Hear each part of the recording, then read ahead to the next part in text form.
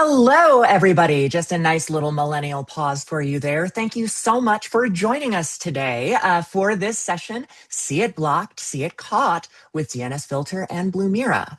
I am Zoe Lindsay, part of the marketing team here at Blumira, and I am joined by two esteemed guests, but we'll introduce ourselves in just a second. Quick bit of housekeeping before we dive into that. Hopefully, you are able to see and hear me as well as see the slides that are being shared. If that's not true or if that changes as we go through today, please add your feedback in the chat window, which Amanda, I promised that I would make it so you could chat with people, and then I totally didn't do that. So please, sound off in the chat. Let us know where you're dialing in from. We love to hear that. Apparently, our question yesterday was, what's your favorite kind of socks? So you can throw that in too. Dealer's choice there. Also, if you have to drop off early, if you're joining now, maybe a little bit late, we are recording today's session. It will be coming to you tomorrow with a on-demand link. So you can go back, check anything that you missed, and share it with friends. So today we are going to be saying welcome. Didn't take 5 minutes. We're going to be talking a little bit about the state of the security landscape in 2026 as it looks from both of our vantage points. Blumira being a security operations platform that helps support small, mid-sized businesses and MSPs, and DNSFilter having an unparalleled level of DNS intelligence about malicious domains that are out in the world. So we're getting intelligence from our platform. They're getting intelligence more broadly across the internet. We're going to talk about what we see in terms of trends. We're also going to talk about SOC, how you accomplish getting SOC security without actually having an in-house SOC team, as well as how you take advantage of that new integration between DNSFilter and Blumira. And we're going to save some time for Q&A. So you can drop those in chat or you can add them in the Q&A menu. But that's enough talking from me. Mikey, why don't you introduce yourself? Sure. Thanks for coming, everyone. My name is Mikey Pruitt. I'm currently the head of AI Labs at DNSFilter, but previously I was the DevOps engineer, a product manager, and in marketing for a while as like an MSP partner evangelist. So that's my background at DNSFilter. But yeah, happy to be here, and thanks to the Blumira team for putting this all together. Thank you for joining. And Amanda. I now, after Mikey introduced himself, I realize I need a cooler sounding title because I'm senior product. You have to have labs in your title. I know I need to have labs in mine. At one point in time, I think I did. So I'm senior product manager cybersecurity here at Blumira. Have been lots of different roles here at Blumira. Led the incident detection engineering team for a long time, and then decided I wanted to help build a better product. So now that's what I'm doing now. And it is totally not the topic of today's webinar, but I will give a plug. I think did you share your article on taking an engineering mindset to a product career? If you No. didn't, we need to publish that because I think that was a great perspective for folks. Yeah. Let's go ahead and dive in. So one thing that we want to lead off with is that what we notice as an ongoing trend, there's a lot of discussion around what's the impact of AI on security? Is this going to be a greater advantage to attackers or to defenders? And I think what we are seeing is that there is a convergence in targeting, but a diversity of measures and increasing velocity, right? When we took a look across, I believe about 2,000 of the most recent cases on the platform, we found that nearly half of them were combining multiple detection types. So that means they were targeting different resources, different areas within the environment at different stages of the MITRE ATT&CK framework. There were, of those 2,000 cases, there were 237 unique pipeline detected kill chains. And that was included at least 2 or more up to 6 phases in the deepest single case. So what we're seeing there is, we've seen this evolution of malware becoming almost commoditized. What used to require a good-sized group with dedicated specialists to craft 0 days that hopefully aren't going to immediately get patched, became, a SaaS subscription that they could go and get a little Lego block building malware kit to kind of tailor this. Now we're in a world where a research announcement of a vulnerability in an open source tool that's been patched ends up being exploited because someone is able to use a model to quickly compare diff the commits and figure out what got changed. So this is something that we're seeing sort of across the board. Not so much a change in who is being targeted other than more, but more so how they go about it. And as soon as we introduce a defense measure or it becomes more common or standard, almost immediately you're going to see a pivot towards trying to work around it. As multi-factor became the standard, we saw folks that started to pivot and try and steal a session cookie or try to bypass that MFA or push spam to get them to accept it. As we moved from everybody had AV or NGAV to increasingly everybody has EDR, now we see a focus on EDR killers and living off the land tools and trying to sidestep that security measure as it becomes standard. Something that we do still run into, though, is, well, I'm not in government. I'm not in, defense manufacturing. We're not a huge Fortune 100 company. How much do I really have to worry about? If you were to ask me who the second or third largest industry that we saw being targeted was, I don't know that I would have said accommodation and food services. Right? I mean, I know, I would have known utilities was up there. Oh, absolutely. Like that makes sense. Absolutely. But I think part of that commodification and of a increasing law enforcement response to cybercrime is moving away from those, whale top of the chain enterprise targets by coordinated large scale groups.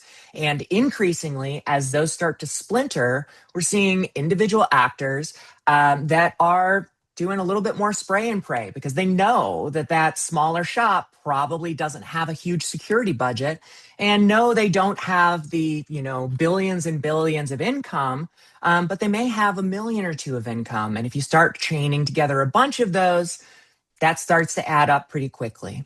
So the takeaway from that is that, and I don't think this may be preaching to the choir for the folks that dial in for this webinar, but there is security by obscurity or not being an attractive target was never an effective defense.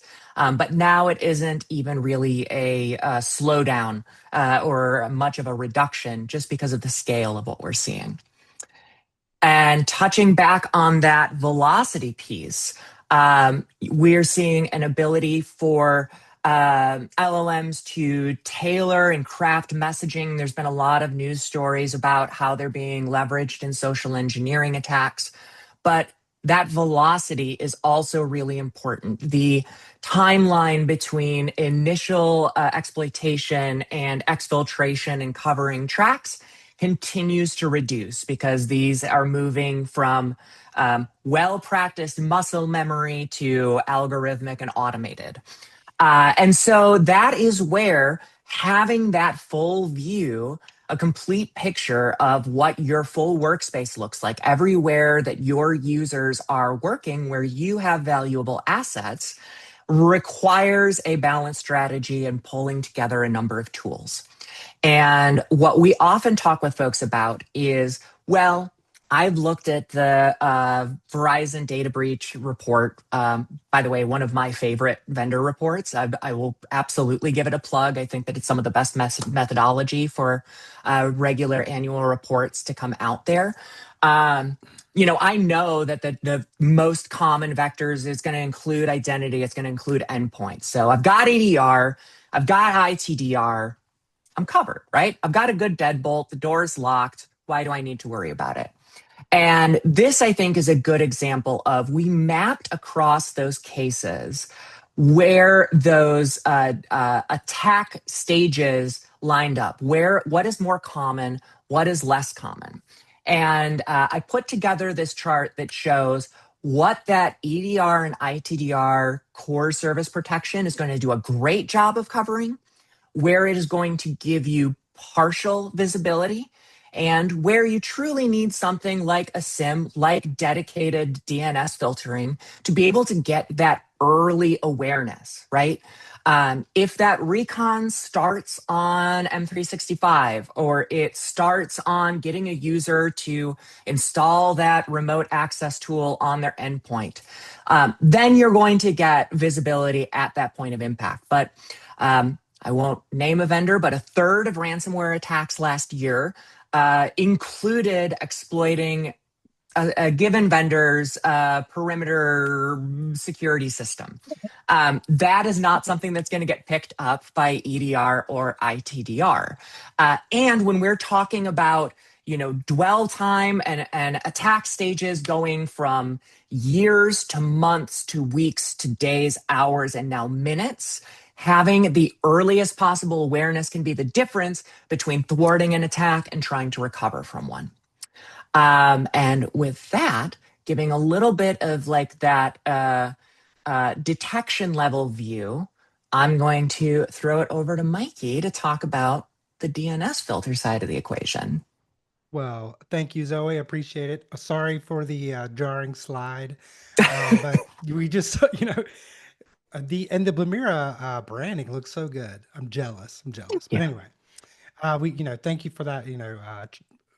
Attack chain look. We're seeing what systems are doing now, but I kind of want to rewind a bit to before the malware runs, before credentials are phished, before anything phones home. There is a DNS lookup almost in every attack. We got some numbers here. Back in 2020, the NSA ran a protective DNS pilot. This is for defense contractors. They came back with a number that probably gets quoted in every DNS talk, which is this one included. Protective DNS would blunt 92% of malware attacks. And that's a lot, 92%. So because malware needs a DNS lookup at some stage, payload delivery, command and control, exfil, all of it resolves something first. Now that layer that onto what we see today, the average user ran into about 66 threats a day in 2025. A year earlier, it was only 29. So it's really doubled in that year span. And this is the part that kills static block lists. So over 65% of unique threats are newly registered. So attackers are spinning up domains, just a few hours before they're using them. A list that refreshes weekly or even daily is really racing against something that it can't compete with. Our AI categorizers find new domains in real time. They block what's happening in real time at the very first lookup. That's before any list catches up. I think I'll do a little hand signal, be like, next slide, Zoe. Yeah, absolutely. And I'm actually going to throw up a quick poll question here that we got pulled together. And folks, you will see a little pop-up. You can add your answers to the poll question here, and we'll come back and see what folks say here in just a minute. I kind of want to wait on these results. Oh, sure. Yeah. Let's see what's going on. And we were going to spread these out, but apparently Zoom has changed it to any questions that you add get run together. So we're just going to get all of the intelligence at once. Which, yeah, I wondered. Context is everything. So why not get the complete poll context at the outset too? I'm going to start doing polls before they join. Yeah, right. I always feel like a horse race announcer anytime I'm looking at these kinds of polls. It's like, all right, and AI ML powered DNS filtering pulling out in front with 60% of respondents. But coming up right behind that, we've got a mix of in second place is a mix of tools without clear strategy. And then rounding out the remainder is relying on upstream ISPs or routers, as well as in that last spot, static fire lists or firewall or static block lists or firewall rules. Routers. Yeah. Anyway, Thank you for the poll results, Zoe. But I do want to kind of, size this. What does DNS filters surface area look like? Our 2026 annual security report is built on 52 trillion DNS queries, trillion with a T, so a bunch. Threats were up 30% year over year. Day-to-day networks handle over about 200 billion or 250 billion queries, and we block roughly 7%. And that works out to more than 235 million threats blocked every day by DNS Filter. Like, great job. So, two numbers on here kind of deserve a second look. 6 billion AI queries in 1 year. AI is at the top of everyone's mind right now. And just wanted to point out that that is shadow IT showing up in DNS logs. And that is long before there's any billing request or anything like that. But hold on to that AI thought. I'm going to get back to that in a bit. And then the last number there, 10 days. So on average, we block threat domains 10 days before competing feeds even find them. So that's 10 days where you have more protection while you're waiting on, someone else is waiting on an update. And then, yeah, right slide. So what is DNS filter?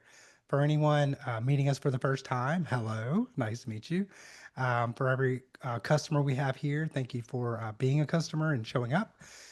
We are the secure DNS layer, purpose built for MSPs and lean IT teams. Protection lives either at the network level or on every endpoint, and that kind of provides value from the get-go. Super easy to deploy, all that stuff. There's 4 things on this slide, and the third one kind of matters most for the day today, but I'm going to go through them all. So prevention at the DNS layer. The payload never really arrives on the endpoint. There's nothing to quarantine. There's nothing to clean up. So, and then AI-powered threat intelligence. That's what I mentioned a minute ago. We categorize billions of queries with our AI, our in-house engines, and then telemetry. Every allow and every deny becomes a detection signal. So keep that in your head, because that stream is exactly what we're going to pour into Blumira in a few minutes. So your prevention layer doubles as a detection sensor.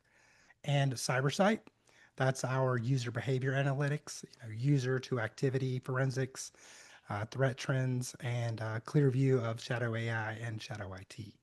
And 45,000 organizations run on this today. And Mikey, we got a comment that your mic is coming in a little soft. If you're able to boost the input on that. And I'll say I noticed that you are also a team that is working with lean IT teams and partners. And man, I want to meet the vendor who solely works with lavishly staffed and well-funded security teams. Like, I can where's point you, I can that point you to a demographic? few. Okay, all right. Let's get them in the mix too. But yeah, I think that it's all about having tools that are going to accelerate the efforts that you're putting in, rather than kind of give you one more thing to keep track of, and be able to do that proactive and prevention for you. Yeah, raise your hand if you're well staffed and budget is no object. Right?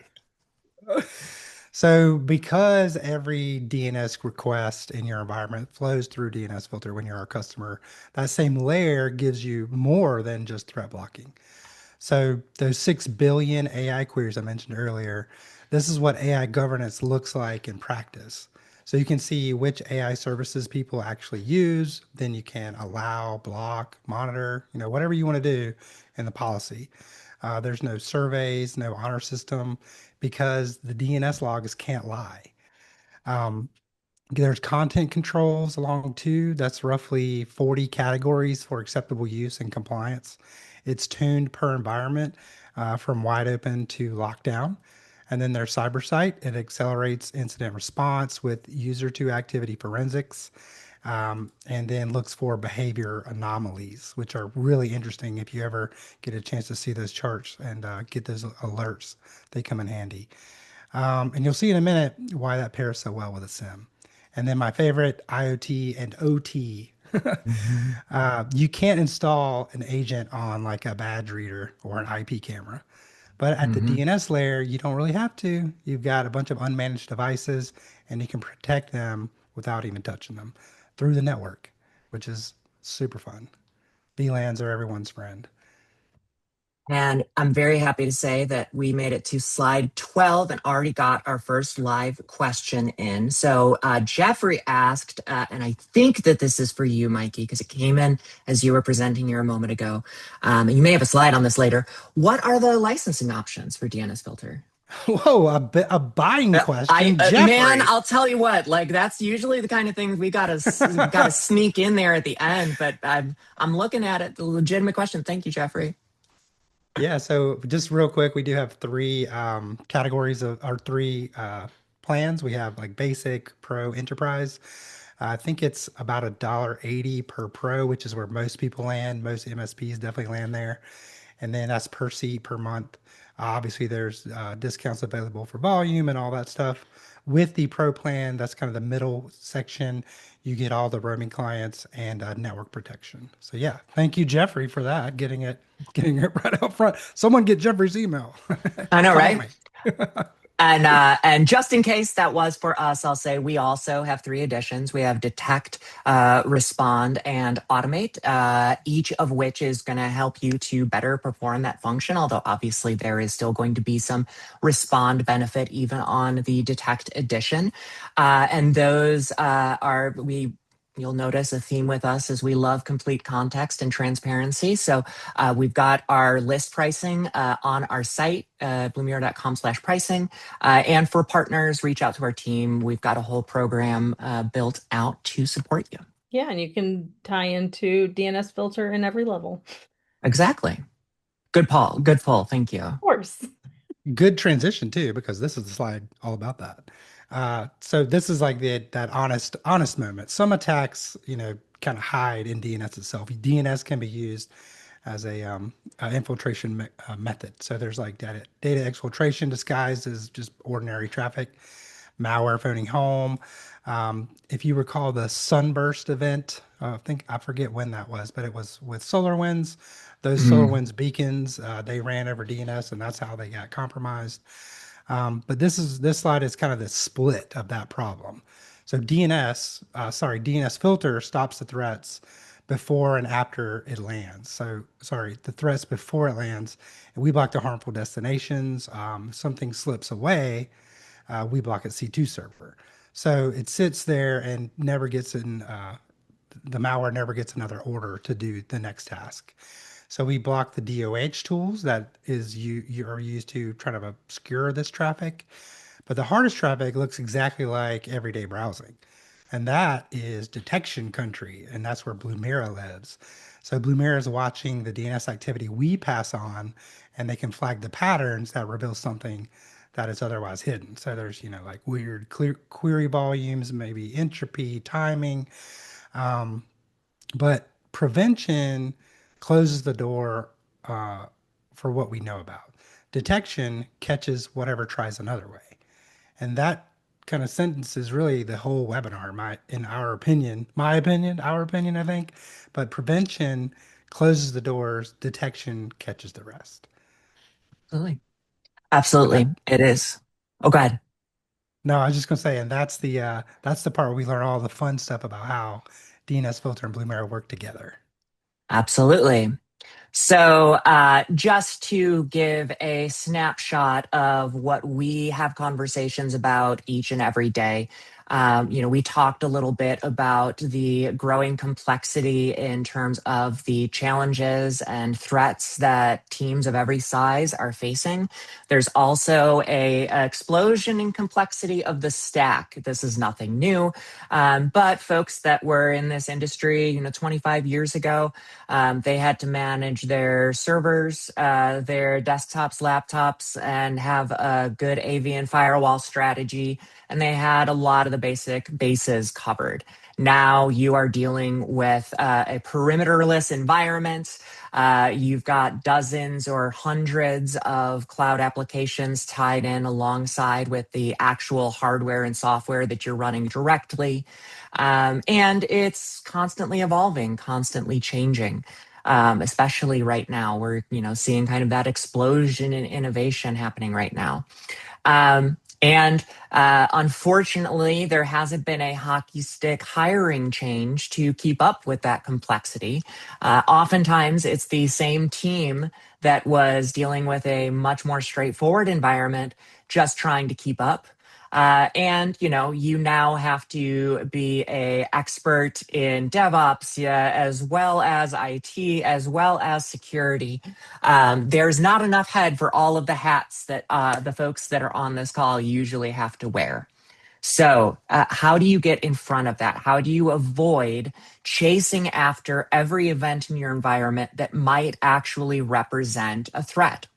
And that's something that we've been really focused on. And that skipped way too many slides ahead. But Amanda and Matt and I had a ton of conversations about this in the lead up to the release of Kindling, which was our last major release. And it was a major shift in how we approached detection and response.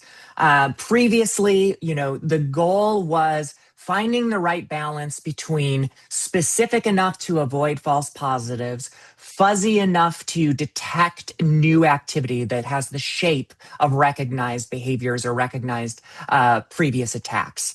And at the volume that we're talking about, at scale of all of the services that are in use, if you want to actually be able to get that early visibility, you're going to have to look at some fuzzier signal, and that becomes overwhelming. And what we found is, you take something like consent to application granted, which there's going to be plenty of folks that are legitimately using. We're going to see that happen pretty frequently. It's also one of the first things that an attacker is trying to establish persistence and gotten access to one of those accounts is going to do. So how do you solve that problem, making sure that you're looking not at all of the signal, but at the signal that you actually need to worry about? And that was the shift and pivot in our approach that we introduced with Kindling was context. We can perform auto triage as telemetry is coming in. And rather than giving you a notification on each and every event that happens, every alert that is, or every finding that is created, we're going to go one step further and we're going to correlate that activity.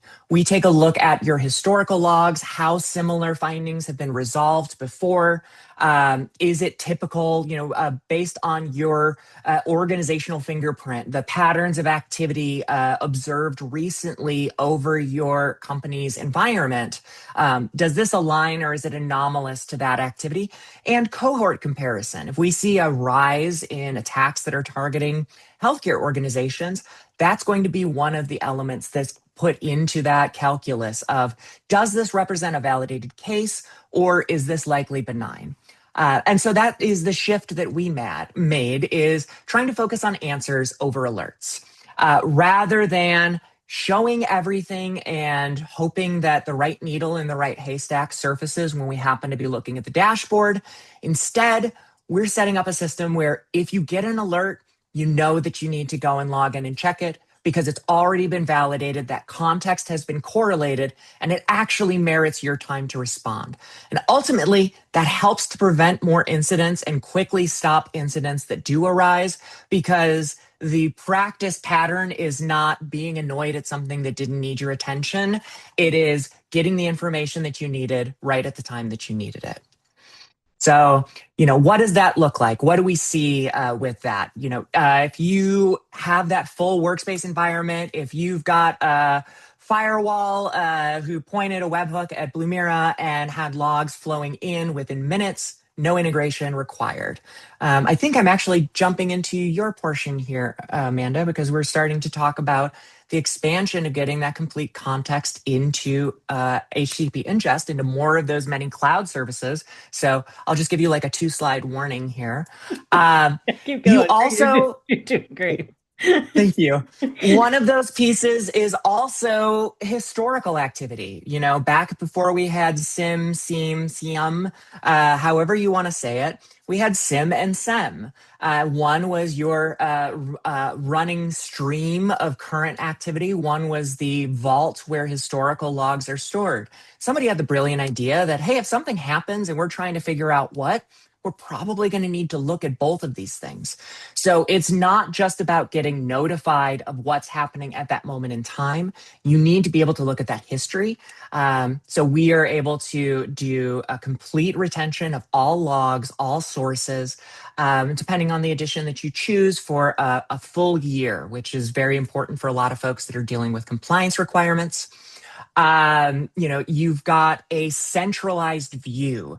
The more sources that you have to check, the more inboxes or ticketing queues that you have to platform hop between, the more likely it is that something starts to slip through. So as you're able to pull those things in together, you're going to be able to get that complete view, and you're going to be getting more complete context that our triage is going to be able to help you identify those where what does slip past those preventative measures wherever it arises in your environment.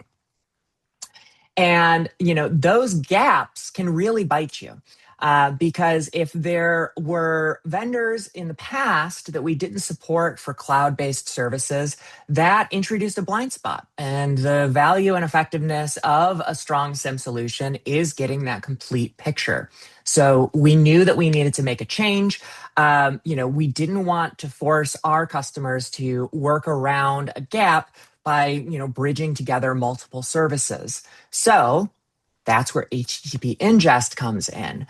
It gives us a very quick way that you are able to, in a few minutes, start to integrate those other cloud services as long as they have a web accessible endpoint to communicate with. It happens through a secure credential.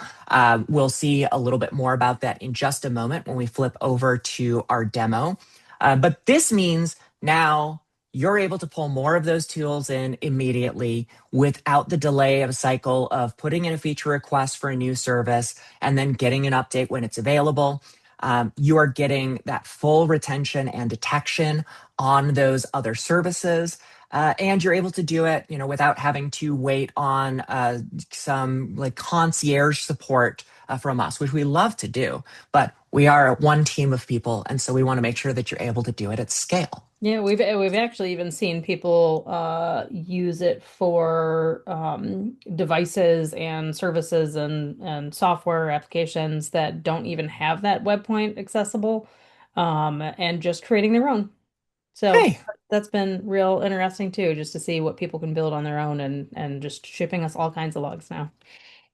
see, and my favorite thing about webinars is that I actually do get to learn something too, because I didn't know that we had folks that already did that. Oh yeah. Yeah, I checked the other day. There's just like a bunch of things I didn't even know were possible.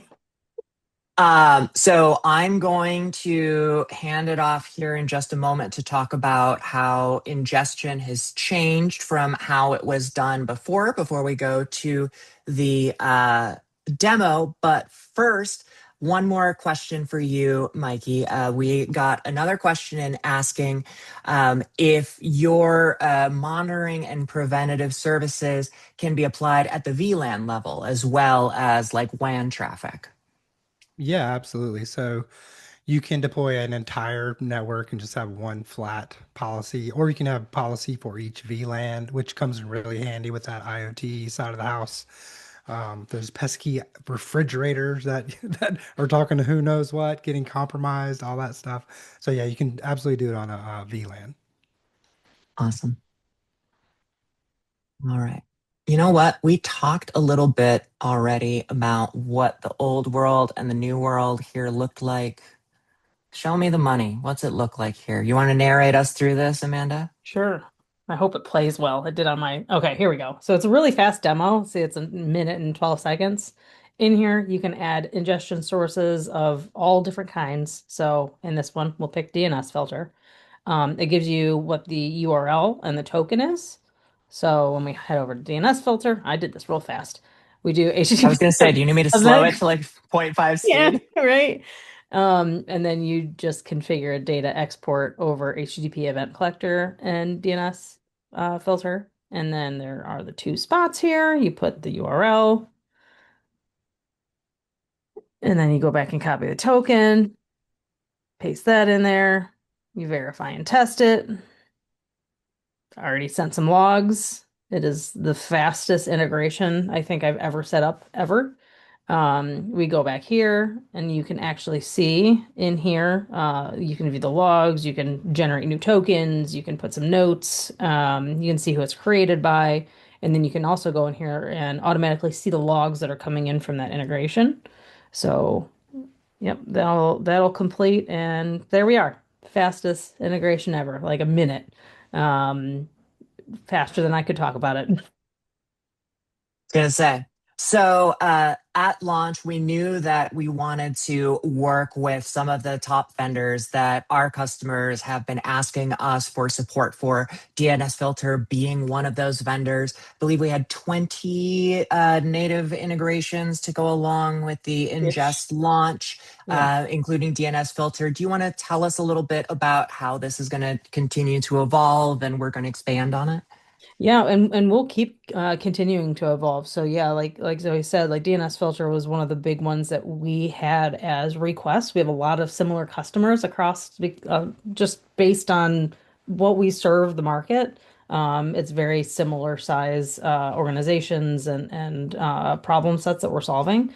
And yeah, so we just went through, looked at what all of the requests were, and it was actually fairly simple. It was more difficult me testing all of those to make sure that we were getting everything in there. But it was also really easy for you all to give me a test account. So you were, and jump on this webinar. So it all worked out really, really well.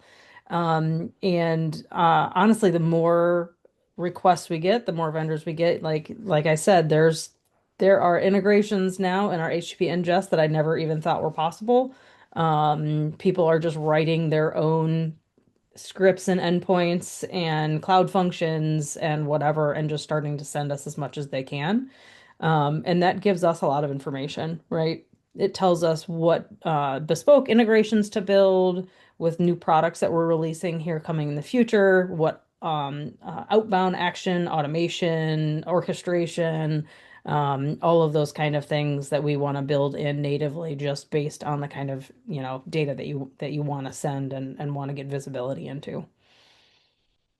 And then Uh, another thing that okay. we added that is the third part of this is just silent failures. One of the things that can be really super annoying is when you have an integration go down, you have a firewall go down, you have endpoints that for some reason stop logging.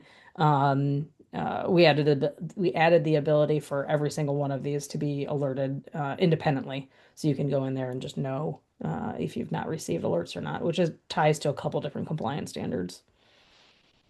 As I've started to dip my toes a little bit into experimenting with development myself, one of the mantras that has just been like on loop is a silent error fails twice, right? Like you Yeah. want to know when those things are happening.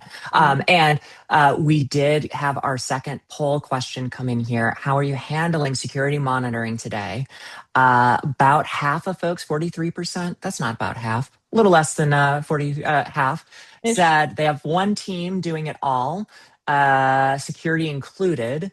About 23%, lucky Michael Jordan number there, have some person, at least one person who gets to focus exclusively on security. Same number have outsourced or are doing co-managed security with a MSSP or a partner.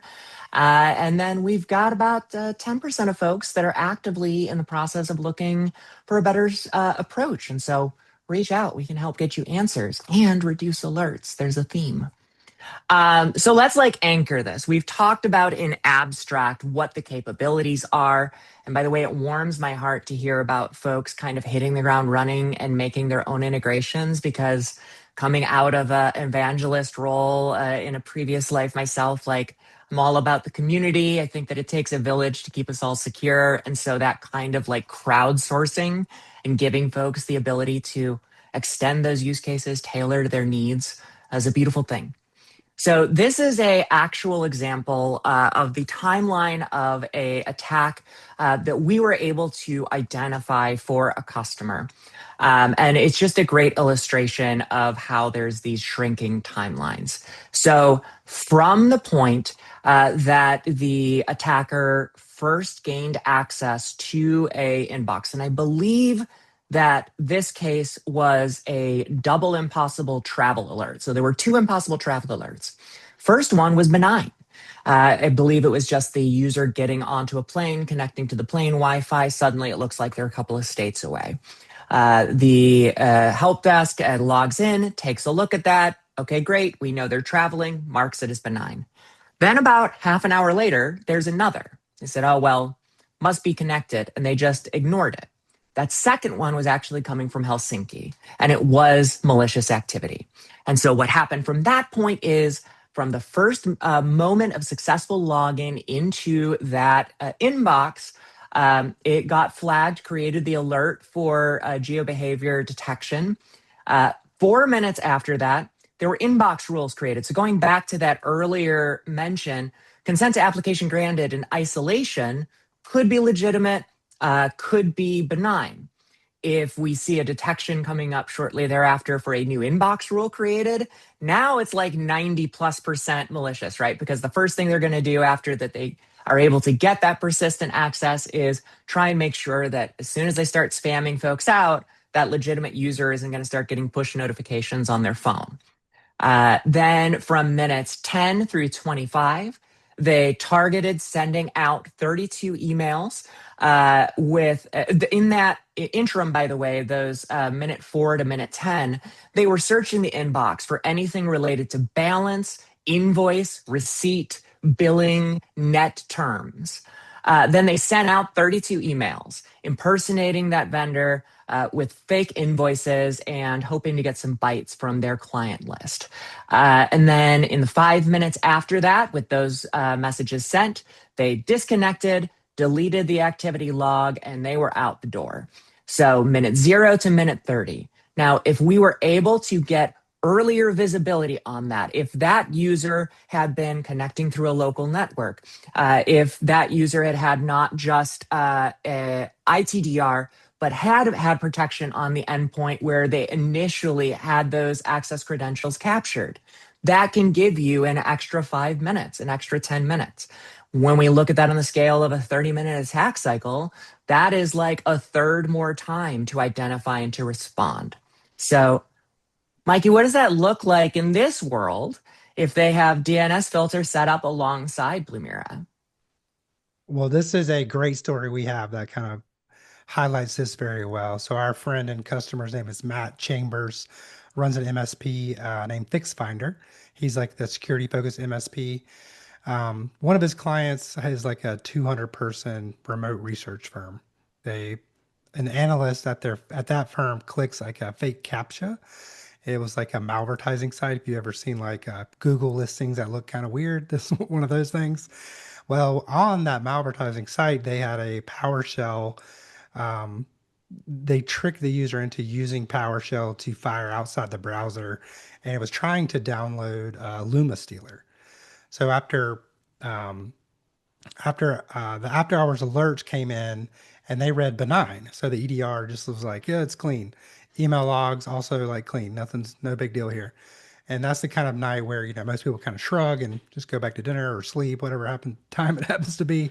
But not our friend Matt. He actually opened up his laptop, looked at the DNSFilter logs, and isolated into the 2-minute window of when this event happened. I don't know, I didn't talk to him myself, but it's like he was curious or suspicious, and he wanted to go find out. So he found the 3 domains involved. They were a very new domain, an uncategorized domain, and then the malicious Luma Stealer domain. Obviously, we blocked this payload. The 0 bytes reached the endpoint. He reconstructed the chain and contained it for the whole tenant and all of his other tenants in about 30 minutes. And he said, DNSFilter gave me the evidence, the containment switch, and the audit trail all in one place. But here's the catch that I want to highlight here is that hunt hopped 3 consoles and leaned pretty hard into Matt's instincts at 9 p.m., which I doubt I would, 9 p.m. I'm not going to, whatever. So if it's sweatpants hours, I am not at my best. It's exactly. My mind is a little foggy or, sleepy or whatever. So DNSFilter telemetry flowing into Blumira, think of that. The telemetry is all behind a single pane of glass. You've got the DNS events correlated with everything else. And the finding really opens the investigation with the queries. So the plumbing in these three steps, copy the collector URL. But anyway, the attack would be mitigated or at least observed a lot easier through the DNS filter Blumira companion system that you can build yourself. I just wanted to highlight that plumbing again that Amanda pointed out. Like the video was going fast. I don't know if that was a real time video, but there was It like three was. steps in there. It was a Copy a real-time URL. video, yeah. It was okay. Yeah. So copy URL, put a token in, paste back Yeah. and forth. Well, yeah, I originally recorded it without any voiceover or anything, so I'm just doing it at my speed. So I need to remember to like if I'm going to show people things like that to actually like take my time. It's But funny but because the usually, oh, go ahead. no, the way you did it is exactly how someone watching this is going to do it. Just click, Yeah. click, Yeah. copy, paste. There it I is. All right, forgot how done. fast it Next was. thing. Yeah. Yeah. It's funny because usually like the speaker like heads up that I have to give is like however fast you normally talk, 20% slower because it's Right. going to be Right. faster than you expect when you're Sure. presenting. And so it's like whatever you think it's going to take, record 20% slower. Yeah. Yeah. All So right. this is kind of the refresher. If it's malicious or sorry, if the destination is safe, it just resolves normally. The user never notices with DNS filter. If it's malicious, the connection just never happens. There's nothing to clean up. There's no ticket waiting for you in the morning or 9 p.m. in your sweatpants. And that's the see it blocked half of today's title of the webinar. And Blumira is the see it caught part. Absolutely. Yeah, and if you want to reach out, you can find us at email partners@dnsfilter.com, and we have a very prominent book a live demo form on our website. Excellent. And we're getting our questions coming in, which is fantastic. Other folks, if you do have questions, now you can drop them in that Q&A panel, and we'll get to those in just a second. But I got to do a little bit of a plug here. If you aren't already familiar with Blumira, one, let me know how you found out about our webinar. I suppose if you were already working with DNS Filter, you may not know about Blumira yet. So we are the solution to make SecOps manageable for lean IT teams and growing partners. We pull together a SIM-centric view of your full environment, along with the tools that you need to take action on what you see: EDR, ITDR, orchestration, automation, AI-powered auto triage, as well as an expert staff of security operations analysts who are there for 24/7 support on critical cases with outreach. We average an 18-minute SLA on contacts regarding critical cases. We also will be having a webinar about this next week. Are now going to make SecOps managed as well with Blumira Managed. If you want to have that first response coverage, we now have that available too with a 30-minute SLA. If you want to find out more, you can reach out to us. It's just blumira.com/contact or blumira.com/contact, depending on how you want to say it. Or you can also request a demo just by going to blumira.com/trial. So I'll dive into these questions. The first one here, I think, is for you, Mikey. For a small MSP shop, they have a few clients with 20 endpoints. What are the minimums? Like, what organizations when should organizations start looking at DNS filter? We can support all sizes of organizations. There are some minimum pricing. If you have, I forget it exactly. I think it's 50. But anyway, it's actually on our website. If you want to check it out, dnsfilter.com. But you can work with DNS Filter at any size, really. We have very large customers, very small customers, even some home users use our platform, which I find odd, but they like the value in it. So there's a plan for everyone, for everyone's needs, and there's a salesperson that can surely work out some numbers with you to make it work for you. Excellent. And on the Blumira direct side, very similar. 50 folks is really where we start to be a real accelerator there in the ability to cover the environment. Obviously, on the partner side, it works a little bit different because we're not talking about one environment. And so there's a little bit more tailoring to fit that business model. If you reach out to our team, we'll be happy to break it down for you. Then The last two do kind of go together. yeah, Those I two was going to say, you sections. want to take So those? yeah. So basically, are there any costs for the export from DNS filter into Blumira? Are there any different costs or anything like that? It's all included in your license. So pretty much every license that we sell it includes that functionality. Um, and yeah, it's we don't charge based on the amount of data we ingest. It's all based on your users and endpoints. So it's very easy to figure out what it's going to cost you monthly and yearly, and then you grow over time or whatever. Those kind of things change over time, but yeah, it's not based on the amount of ingest. And on the DNS filter side, there is a cost associated with the data export add-on. So I think it Oh, okay, was that's the different though. first one. Alan, yes, the data export feature is what you want to additionally quote. And to follow up, Eric's mentioned that they purchased through Pax8, which has different minimums than we do directly. So yeah, you can purchase through Pax8 or Enable, however you want to buy DNS filter. We're certainly happy to have you. And, I think one of the things that we've done before too is, for direct folks that are looking at a smaller deployment, we've got partners who we can introduce you to who may be able to help you, like Pax8, depending on your region. So reach out to us and let us know. And then, did we touch on the data export question? I was checking on our Yeah, Yeah. same incoming one. message. Great. Yep. Excellent. All right. I think that we've gotten all of the questions here. If anybody has one left, you've got through the end of my spiel to speak now or until the next webinar. Hold your peace. So thank you, everybody, for joining. Thank you, panelists, for your participation and contributions. Once again, we are recording today's session. We'll be sending out a link to the recording tomorrow, most likely, with more information on where you can reach out to either of us. In addition, as I mentioned, next Thursday, we're going to be doing a webinar about that new Blumira managed feature. Let's see. Mikey, do you know if you guys have another webinar upcoming next few weeks to give folks a heads up about? I don't, and my marketing team is going to really be mad at me about that. That's okay. If Oh, I can be actually, mad myself. Okay, go ahead.